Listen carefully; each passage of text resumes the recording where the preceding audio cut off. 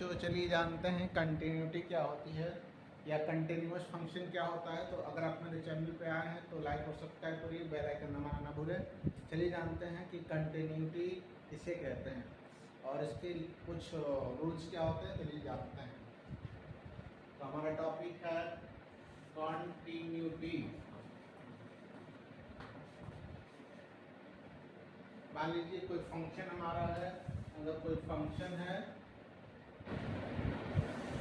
ये मान लीजिए y equal to f x कोई फंक्शन है, तो ये हर पॉइंट पर क्या होना चाहिए, इसकी लिमिट एग्जिस्ट करनी चाहिए। मान लीजिए हम लोग चेक करते हैं x इक्वल टू ए पर कि फंक्शन हमारा कंटिन्यूअस है कि नहीं। मतलब कंटिन्यूअस का मतलब ये कहीं ब्रोकन तो नहीं है या इसकी लिमिट एग्जिस्ट कर रही है कि नहीं कर रही है।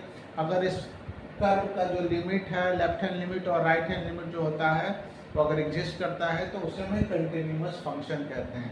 तो क्या इसकी लिमिट होती है, इसको लिखते हैं कि अगर हमारे इस फंक्शन है if y equal to f x कोई फंक्शन है, तो हम लोग x इक्वल टू ए पर अगर लिमिट इसकी एग्जिस्ट करती है तो हम इसे क्या बोलते हैं, कंटिन्यूटी बोलते हैं या कंटिन्यूअस फंक्शन बोलते हैं।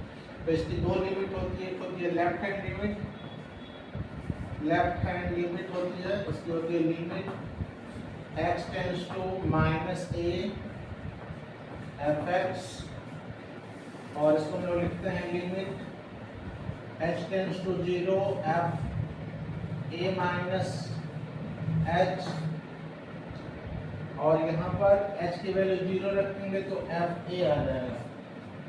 और ये RHL देखते हैं, RHL right hand limit, limit x tends to plus a f x, ये हो जाता है लिमिट h टेंड्स टू 0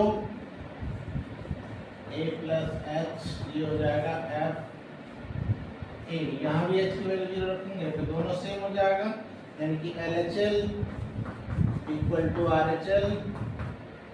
ठीक है, ये किसके बराबर है, एफ ए के बराबर है। तो हमारा फंक्शन क्या करेगा, एग्जिस्ट करेगा, यानी इसकी left hand limit right hand limit equal हो जाएगी। तो ऐसे y equal to f x is continuous at x equal to a कह सकते हैं। नमस्कार, मेरे चैनल को लाइक और सब्सक्राइब करिए, शेयर भी करिए। धन्यवाद।